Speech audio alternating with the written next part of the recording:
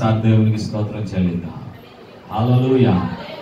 Okay, ఈరోజు యేసుక్రీస్తు ప్రభుల వారు భూమి మీద మొట్టమొదట చేసిన అద్భుతం ఎంతమంది చెప్పగలరు? ఫస్ట్ యేసు ప్రభు వారు మొదట చేసిన అద్భుతం, భూమి మీదకి వచ్చిన తర్వాత ఆయన చేసిన మొదటి అద్భుతం. త్వరగా రైట్,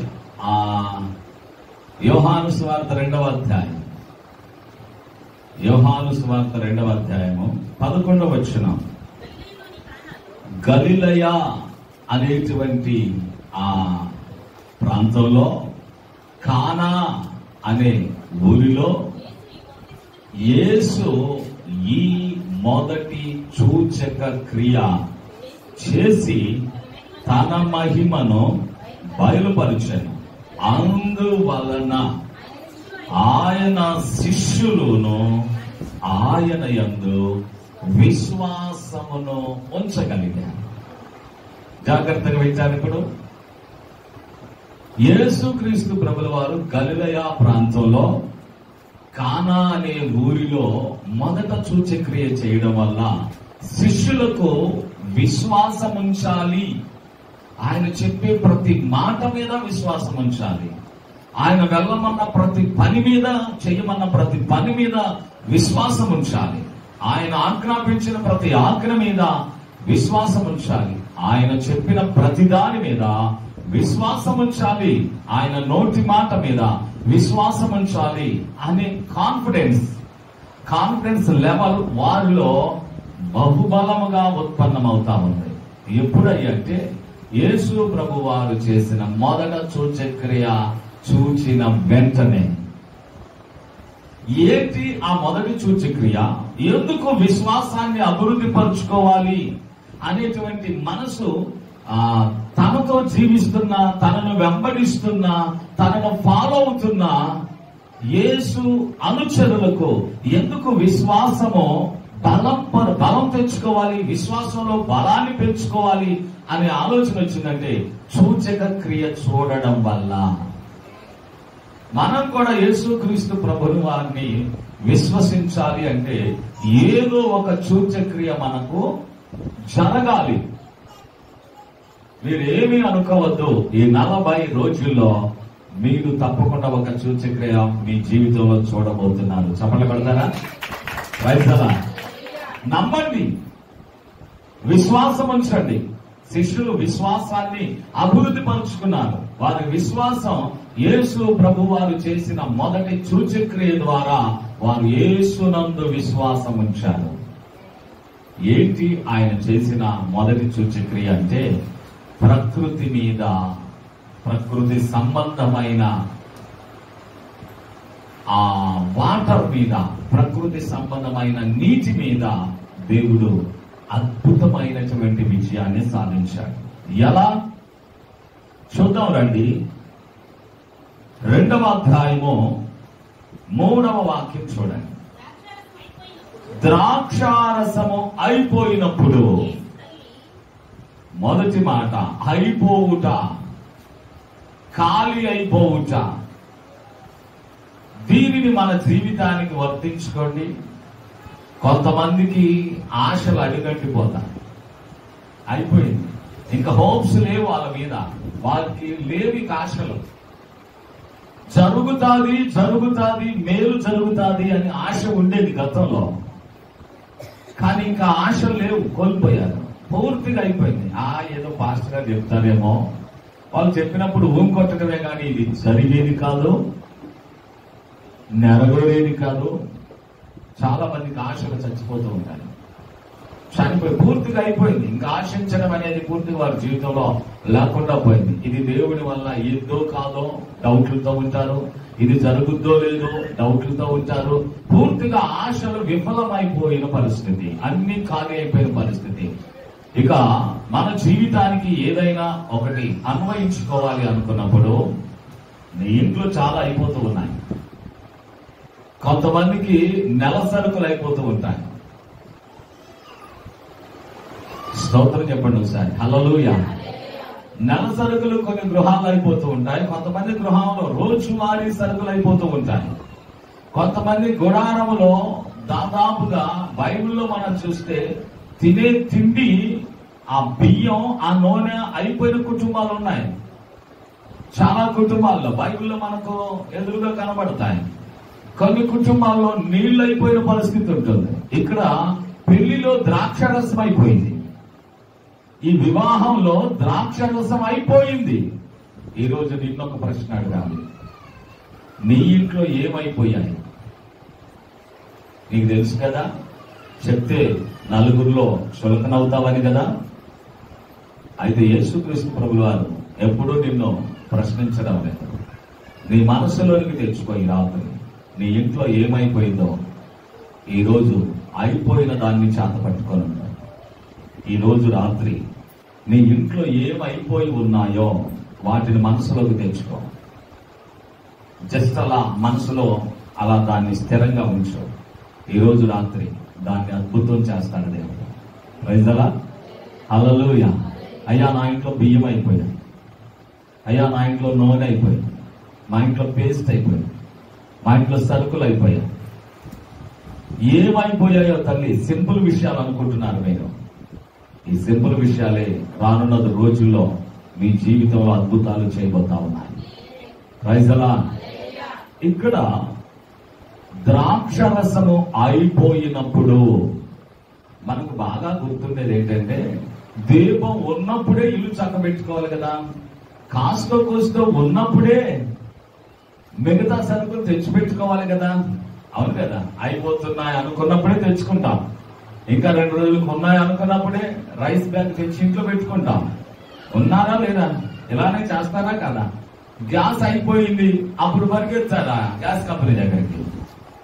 గ్యాస్ అయిపోక ముందే ఒక వారం 10 రోజులకి ఇంకా గ్యాస్ వస్తుంది అనగానే వెంటనే బుక్ చేసుకుని తెచ్చి రెడీ చేసుకుంటామా లేదా? అదే దీపం ఉండగానే ఇల్లు చక్క పెట్టుకోవడం. రైస్ అయిపోక ముందే రైస్ బ్యాగ్ తెచ్చి పెట్టుకుంటాం. ఎప్పుడు అయిపోకూడదు అవి. కానీ ఇక్కడ జరుగుతున్న సందర్భం ఏంటంటే పూర్తిగా అయిపోయింది. నువ్వు జాగ్రత్త పడలేని స్థితిలో ఉన్నావేమో, అయిపోక ముందే జాగ్రత్త చేసుకోలేని స్థితిలో ఉన్నావేమో, ఆ సామర్థ్యం నీకు లేదేమో, ఆ స్తోమత నీకు లేదేమో, అంత దీన స్థితిలో ఉన్నావేమో. అయితే విను, యేసు ప్రభు వారు ఈరోజు నాతో మాట్లాడుతున్నాడు, కూర్చున్న మన అందరితో మాట్లాడుతున్నాడు. అయిపోయినప్పుడు ఏం చేయాలి? బైబిల్లోకి వెళ్దాం. చూడండి, ద్రాక్షారసం అయిపోయినప్పుడు యేసు తల్లి వారికి ద్రాక్షారసము లేదని ఆయనతో చెప్పగా, తల్లులో ఇక్కడ చాలా మంది తల్లులు ఉన్నారు. మీరు చేయవలసిన మొదటి పని ఏంటంటే, నా ఇంట్లో ఇవి అయిపోయాయి అని ఎవరితో చెప్తారు? మీరు వెళ్ళి పక్కింటి వాళ్ళతో చెప్తే ఏమంటారు వాళ్ళు? ఎవరితో చెప్పాలి మనం ఈరోజు?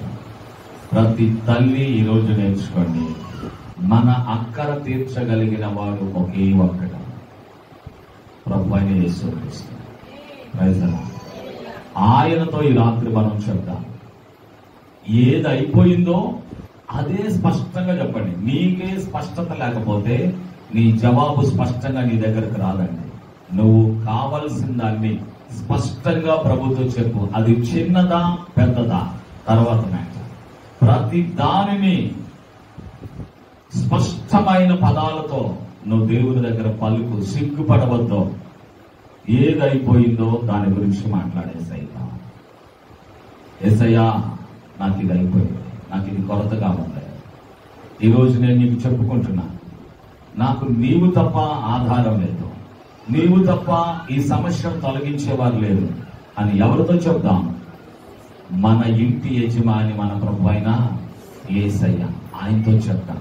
ప్రతి తల్లులకు, ప్రతి తండ్రులకు ఈ మాట మీరు యేసయ్యతో మాత్రమే చెప్పండి.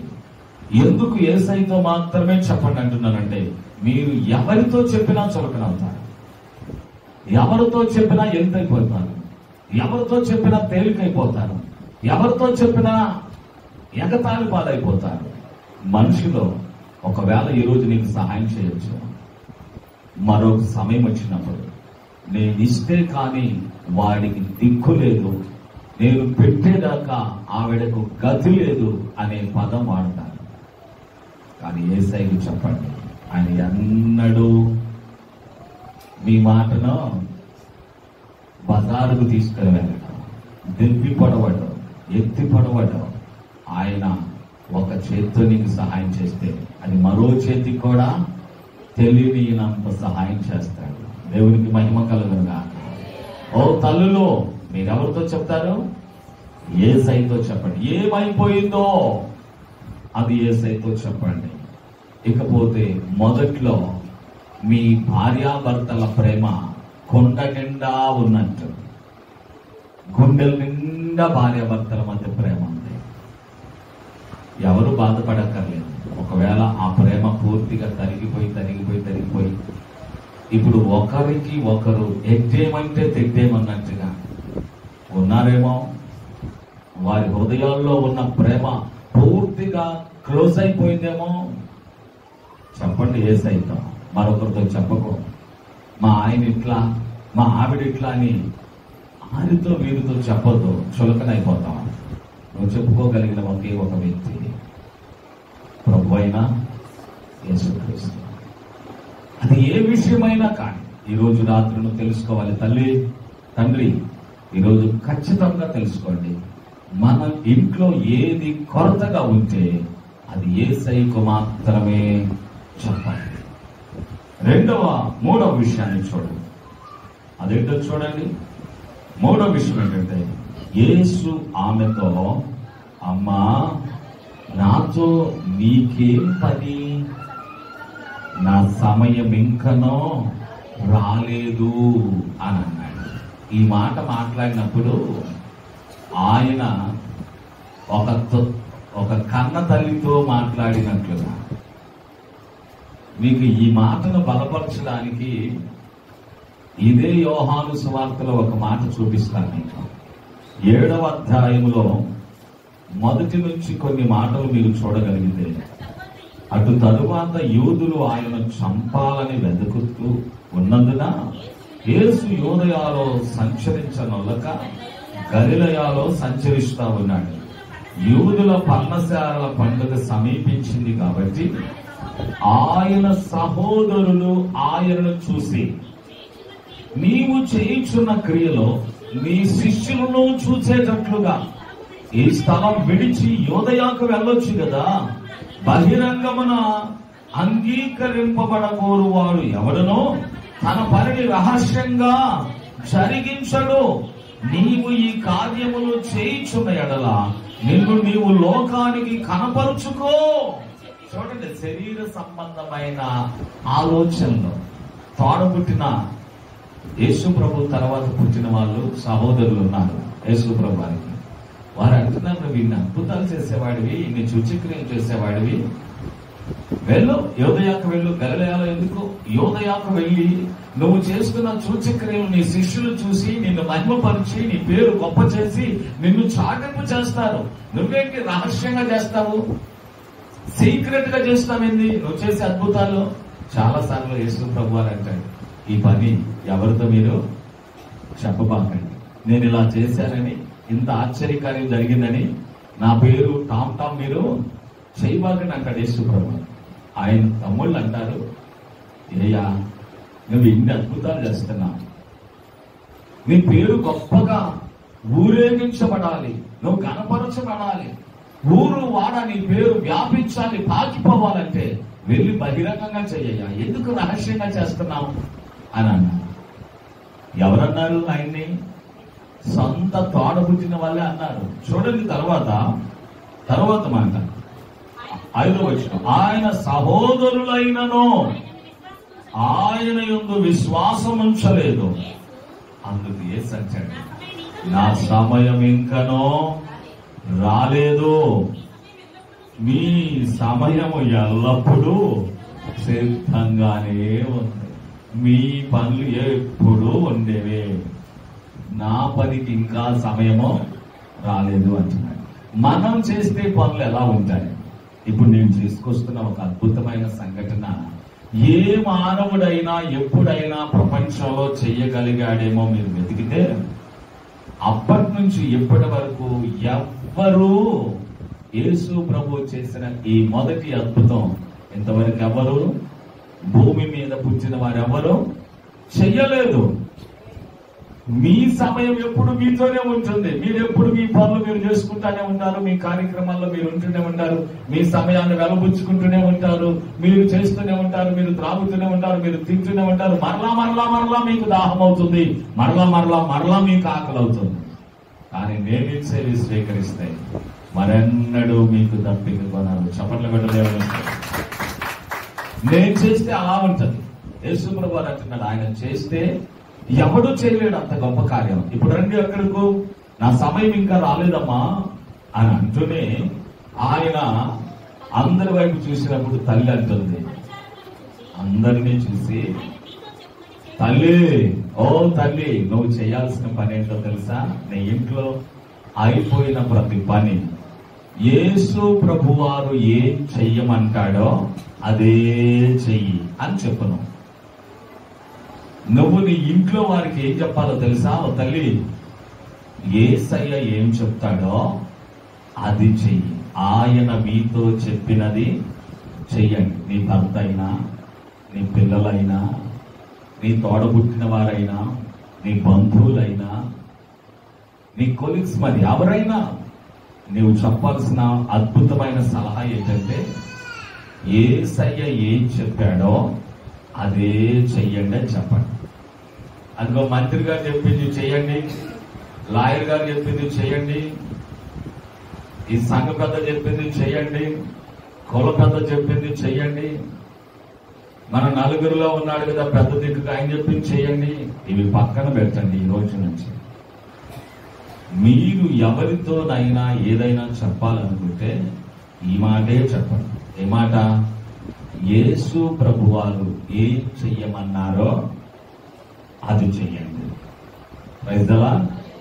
మన జీవితంలో అద్భుతాలు జరగాలి, మన ఇంట్లో అయిపోయినవన్నీ ఫిల్ చేయబడాలి, నింపబడాలి, మనకు సమృద్ధి కలగాలి అని అంటే ఈ తల్లి అంటుంది, అయ్యా పరిచారకుల, మీరు యేసయ్య చెప్పినట్లు చెయ్యండి.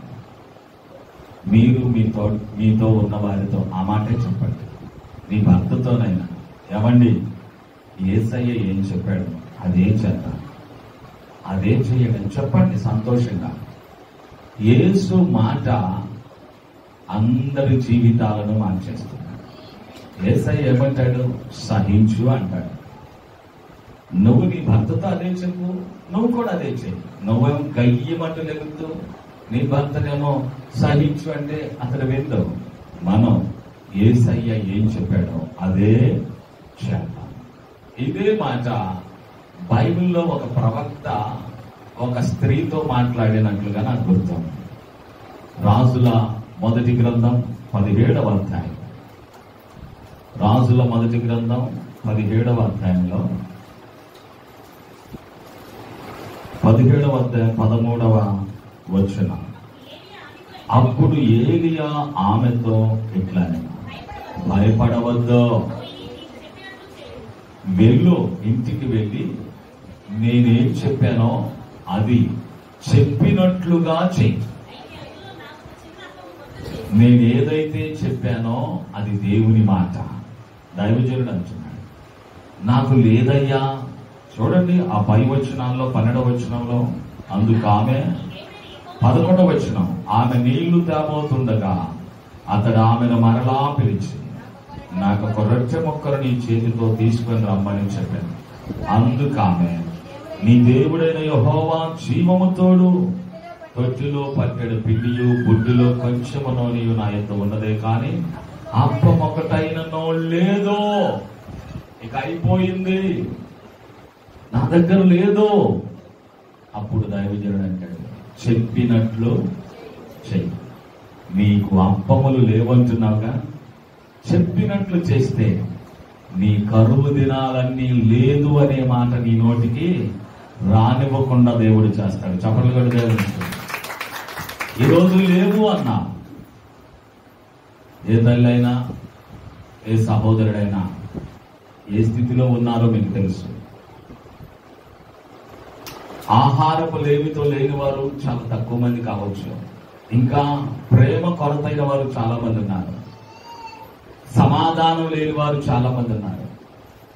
ఆరోగ్యం లేని వారు చాలా మంది ఉన్నారు. ఉండటానికి నివాసం లేని వారు చాలా మంది ఉన్నారు. జీవనాధారం లేని వారు చాలా మంది ఉన్నారు. బ్రతుకు తెరువు లేక ఏం చేయాలో తెలియక పనుల కొరకు ప్రతిరోజు మార్కెట్ సెంటర్లోకి వెళ్ళాం, లాంచీ సెంటర్లోకి వెళ్ళాం, నిలబడి పనులు వెతుక్కునే వారు చాలా మంది ఉన్నారు. పనులు లేని వాళ్ళు.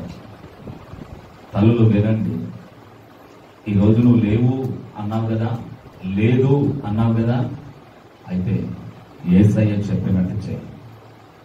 ఆయన ఏం చెప్పాడు? పోయి చెప్పినట్టుగా చేసి మొదట అప్పము నాకును తీసుకురమ్మన్నాడు. ఆమె కరువు దినాలన్నీ ఆమె నోటి వెంట లేదు అనే మాట ఇంకెన్నడూ వినబడలేదండి. ఎంత మంచి దేవుడు మన దేవుడు. ప్రైజలా. నీ నోటి వెంట ఈరోజు లేదు అనే మాట విన్నావు, ఒకవేళ వినిపించావు, ఇక ఎన్నడూ నీ నోట లేదు అనే మాట వినబడకుండా ఉండును గాక. అలాంటి ఆశీర్వాదంలో పొందుదువు గాక. నిజంగా నమ్మితే చప్పట్ల గడ్డి దేవుడు. ఈరోజు పూర్తిగా అయిపోయింది. అప్పుడు యేసు ప్రభువు ఏం చెప్పాడో చూద్దాం రండి. ఆయన మీతో చెప్పింది చేయమని తల్లి సలహా ఇచ్చినప్పుడు ఆయన ఏం చెప్పాడో చూద్దాం. 6వ వచనం. యూదుల శుద్ధీకరణాచార ప్రకారం 2-3 తూములు పట్టు 6 రాతి బాణలు అక్కడ ఉంచబడెను. యేసు ఆ బాణలు నీళ్లతో నింపండి వారితో చెప్పగా వారు వాటిని అంచుల మట్టుకు నింపిది. అప్పుడు ఆయన వారితో, మీరిప్పుడు ముంచి విందు ప్రధాని ఎందుకు తీసుకుని కొండని చెప్పగా వారు తీసుకుని పోయారు. చూడండి, నింపబడినప్పుడే ముంచబడతా. జాగ్రత్తగా మనసు పెట్టండి. ఆయన అంచుల మట్టుకు నింపండి అని చెప్పాడు. మీరు దేవుని వాక్యానికి సాదృశ్యం. మీరు దేవుని వాక్యానికి సాదృశ్యం. తల్లి, బాణ నీ హృదయానికి, నీ అంతరంగానికి సాదృశ్యం. మీరు దేవుని వాక్యానికి సాదృశ్యం అని మీరు ఏ వాక్యం ద్వారా చూపిస్తారు నాకు? చూద్దామా మరి? ద్వితీయోపదేశ కాండము, సంఖ్యాకాండములో ఆ 2 పుస్తకాల్లో మనకు దేవుని వాక్యం నీరు లాంటిది అని మనకు ద్వితీయోపదేశ కాండం 32వ అధ్యాయము 2వ వచనంలో ఉంది. 32వ అధ్యాయం ద్వితీయోపదేశ కాండం. నా ఉపదేశము వానలా కురుస్తుంది, నా వాక్యము మంచులా ఉంటుంది, లేత గడ్డి మీద పడుతున్న చినుకుల్లా ఉంటుంది, పచ్చిక మీద కురుస్తున్న వర్షములా ఉంటుంది. చప్పట్లు కొడతావు సార్. దేవుని వాక్యం వర్షము లాంటిది, దేవుని వాక్యం మంచు లాంటిది, దేవుని వాక్యం చినుకులు లాంటిది. దేవుని వాక్యం అంచుల మట్టుకు నింపండి. హృదయము నిండా దేవుని మాటలతో నింపుకోండి. హృదయములో ఉన్న చెడ్డ మాటలన్నిటిని డిలీట్ చేసేయండి. హృదయములో ఉన్న చెడ్డ సమాచారం అంతా క్లీన్ చేసేయండి.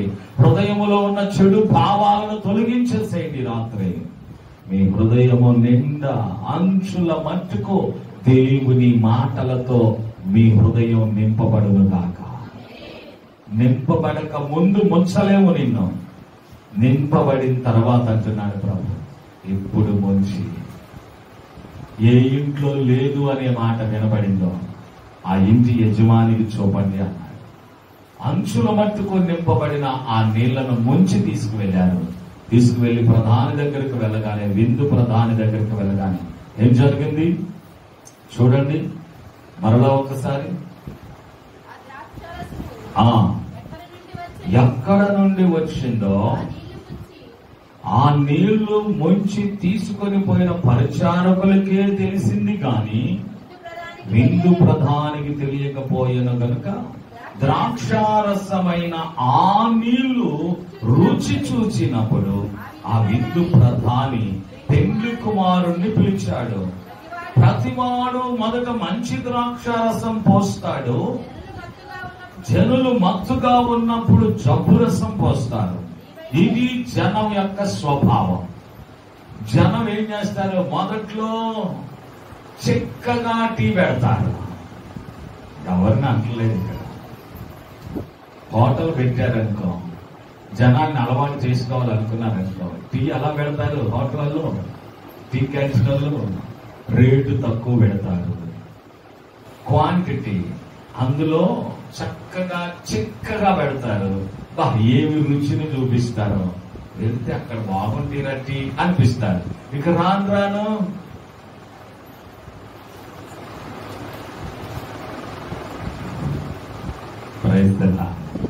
ఇదే మరి జరుగుతుంది. నాకు కూడా కొంతమంది, నేను పల్లెటూరు నుంచి వచ్చాను కాబట్టి డైలీ గుంటూరు కాలేజీకి వస్తున్నప్పుడు ట్రైన్ సర్వీస్ లో ఉంటాను. నేను ట్రైన్ ఎక్కాలి, మా ఊర్లో ట్రైన్ ఎక్కి గుంటూరులో దిగి హిందూ కాలేజీకి వెళ్ళాలి, మళ్ళా సాయంత్రం ట్రైన్ ఎక్కి మళ్ళా ఇంటికి వెళ్ళాలి. అంతకుముందు స్కూల్ డేస్ లో కూడా 6th నుంచి 10th వరకు కూడా అటు పెదకూరపాటు వెళ్ళాలి. అది ట్రైన్ ప్రయాణం. ఉదయాన్నే ఒక ట్రైన్ వెళ్తాం, సాయంకాలం ఒక ట్రైన్ వస్తాం. సరే ట్రైన్ ఒక రోజు లేట్ అయిందని చెప్పేసి గూడ్స్ బళ్ళు ఆడుకుంటా ఉన్నప్పుడు ఆ గూడ్స్ పైప్ ఒకటి ఉంది, అది వచ్చి నాకు తగిలితే ఆడుకుంటున్నప్పుడు ఇక్కడ ఒక రంధ్రం పడింది. తలదూకుంటా ఉంటాను, ఆ తల మధ్యలో పాపట్లో ఒక తెల్లటి మచ్చ కనపడింది. అది అక్కడ మచ్చే. చూడండి, నేను ఒక చిన్న విషయం మీతో చెప్తాను. ఈ ట్రైన్ లో వెళ్తున్నప్పుడు మాట్లాడుకునే ఒక 2-3 వ్యక్తులు నాకు ప్రతిరోజు కనబడతారు. ఈ రోజు నాకు ఇంకా 2 ఇళ్ళు ఎక్కువ వచ్చాయిరా పాలు పోయటానికి, ఇక 2 ఖాతాలు పెరిగాయిరా అని అనుకుంటా ఉంటారు. 2 ఖాతాలు ఇక్కడ పెరిగాయి కానీ నాకు అక్కడ గేదెలు పెరగలేదురా, పాలిచ్చే గేదెలు పెరగల. మరి ఎలా ఇప్పుడు ఈ ఖాతాలు పెరిగిన ఖాతాలు నిలుపుకోవాలంటే అక్కడ గేదెలను పెంచాలి. గేదెలు పెరిగే పరిస్థితి ఉందా? లేదు. ఏం చేయాలి ఇప్పుడు? మీకు సంగతి చెప్పనా, మా ఏమనుకోబాకండి, అక్కడ బాత్రూంలో నీళ్ళు ఉంటాయి చూసారా, రైల్వేలో ఆ బాత్రూంలో నీళ్లు పట్టుకొచ్చి ఇందులో కలుపుతారండి. నేను కళ్ళారా చూసే విషయాలు చెప్తున్నాను మీకు. మా పాశ్రం గారు అంటది, పాలు పోస్తున్నానయ్యా, మనం కూడా ఒక లీటర్ ఆ పాల దగ్గర అయితే బాగుంటాయి అన్నావా లేదా? నాకు తెలుసు కాబట్టి బాత్రూంలో నీళ్లు కూడా ఉంటాయి అందులో. ఇంకొకటి చెప్పిన, అందులో మీరు పోయించుకుంటారో పోయించుకోవాల సంగతి తర్వాత వాళ్ళు చేసే పని చెప్తుంది. అది పాలకు ఖాతాలు పోగొట్టుకోకుండా తడిపి గేదెలు ఉన్నాయంటే ఇప్పుడు ఫస్ట్ లో 4-5 లీటర్లు ఇచ్చాయి, ఇప్పుడు లీటర్ కూడా ఇవ్వట్లా. మరి ఈ ఖాతాలు పోతాయి, ఏం చేయాలా? అతను 4 పాల ప్యాకెట్లు కొనకొచ్చి ఇందులో కలిపి, ఎవరైనా ఉంటే నన్ను మన్నించాను, పాల వ్యాపారం చేస్తాను. ఇంకా అల్లాలో చూసి చెప్తున్నా. ఇంకా పాల పౌడర్లు ఉంటాయి, పాల ప్యాకెట్ పౌడర్లు ఉంటాయి, అవి తీసుకొచ్చి నీళ్లు కలిపి ఆ పౌడర్ పాలే మన ఇళ్ళ దగ్గర తీసుకొస్తాను. నేను ప్రతిరోజు చూసే పని అది, రోజు చూస్తా ఉంటాను. నా పక్కనే కూర్చోండి కావాలి, ఎందుకంటే ఒకే ఊరిలో పాలలో మా ఊరి నుంచి ఎక్కువ మంది వస్తారు, పాలు అమ్మేవాళ్ళు మా ఊరి నుంచి ఎక్కువ మంది వస్తారు. ఇదంతా జరిగేది. ఇప్పుడు నేను తెలిసి పాలు వాళ్ళ దగ్గర పోయించుకోగలనా? నేను ఒకవేళ వాళ్ళకి మంచి పోస్తున్నా నాకు అవి గుర్తు వస్తా ఉంటే రావాలి. ఇది జరిగేది. ఇప్పుడు ఈ యజమాని విందు ప్రధాని అంటాడు, ప్రతివాడు మొదట మంచి ద్రాక్షారసం పోస్తాడు, జనానికి మత్తు ఎక్కువైపోయే కొద్దీ కాస్త కల్తీ కలిపి చెడ్డ ద్రాక్షారసం పోస్తాడు. నువ్వేంటి అంత వెరైటీగా ఉంది నీది? మొదట్లోనేమో సామాన్యమైన ద్రాక్షారసం పోసి ఇప్పుడు శ్రేష్టమైన ద్రాక్షారసం పోస్తున్నావు, నువ్వేంటి అసలు? నీ స్పెషల్ ఏంటి? అదే మనుషులకు దేవునికి ఉన్న ప్రత్యేకత. చెప్పండి పెట్టి దేవునికి.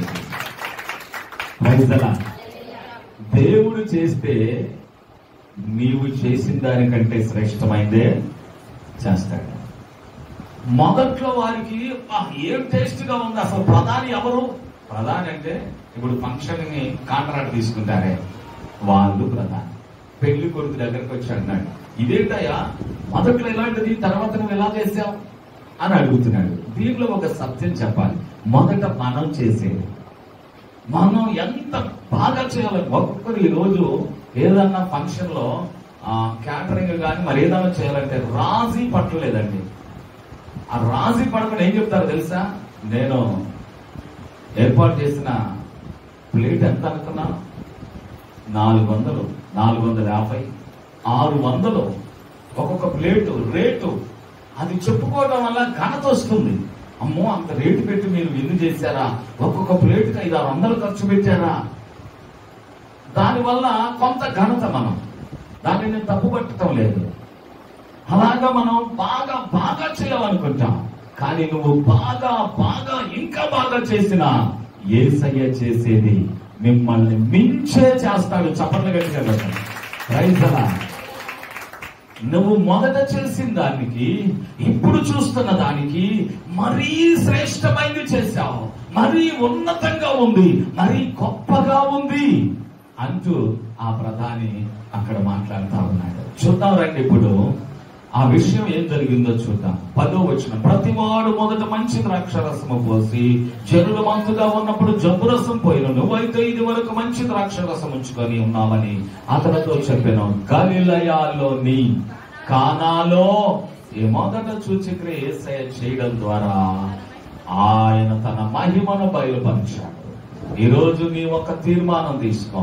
యేసయ్యా నేను నీ సన్నిధికి వస్తున్నాను, ఇక నుంచి నేను 40 రోజులు ఒక తీర్మానంతో వస్తున్నాను. నా ఇంటిలో ఒక మొదటి సూచక్రియను చేయాలి, ఒక అద్భుతం నా ఇంటిలో జరగాలి. నా కుటుంబంలో ఎవరికి నమ్మకం లేదు నువ్వంటే, నా వీధిలో ఎవరు నీ దగ్గరకు వస్తున్నానని నన్ను చులకనగానే మాట్లాడుతున్నారు, ఎవరు నాకు సపోర్ట్ చేయటం లేదు, యేసు ఏ దేవుళ్ళు అన్నట్టుగా మాట్లాడుతున్నారు. నువ్వు నా ఇంట్లో ఒక అద్భుతం చేయాలి. అది ఎన్నడూ ఎవరు చేయలేనిదిగా ఉండాలి, అది ఎప్పుడు ఎవరు రుచి చూడనిదిగా ఉండాలి, అది అద్భుతమైన రుచి కలిగినదిగా ఉండాలి. నా జీవితం అద్భుతంగా మార్చబడాలి. నా ఇరుగు పొరుగును ఉన్న వారికి, అంతేకాదు నా ఇంట్లో ఉన్న వారికి కూడా నేను వెళ్తున్న మందిరంలో దేవుడు గొప్ప కార్యాలు చేస్తున్నాడని విశ్వాసం పెరగాలి. గట్టిగా చప్పట్లు కొడతాను. ఆ తీర్మానంతో నువ్వు ఒక మంచి అద్భుతానికి సిద్ధపడి ఉండవు. నీ ఇంట్లో నీ వారు నువ్వు వెళ్తున్న సన్నిధిని బట్టి చులకనగా మాట్లాడుతున్నారేమో, నువ్వు వింటున్న వర్తమానాన్ని బట్టి, ఆ చెప్తున్న సేవకుని బట్టి చులకన భావం కలిగి ఉన్నారేమో, నువ్వు వెళ్తున్న సన్నిధిని బట్టి అదేదో రేకుల షెడ్ లాంటి సన్నిధి కదా అని చులకన చేస్తున్నారేమో. తల్లి విను, ఈ 40 రోజుల్లో నీవు పొందబోతున్న అద్భుతాన్ని చూసి నీపై ఎవరైతే చులకన భావం కలిగి ఉన్నారో వారికి విశ్వాసం పెంచే అద్భుతాన్ని పొందుదువుగాక.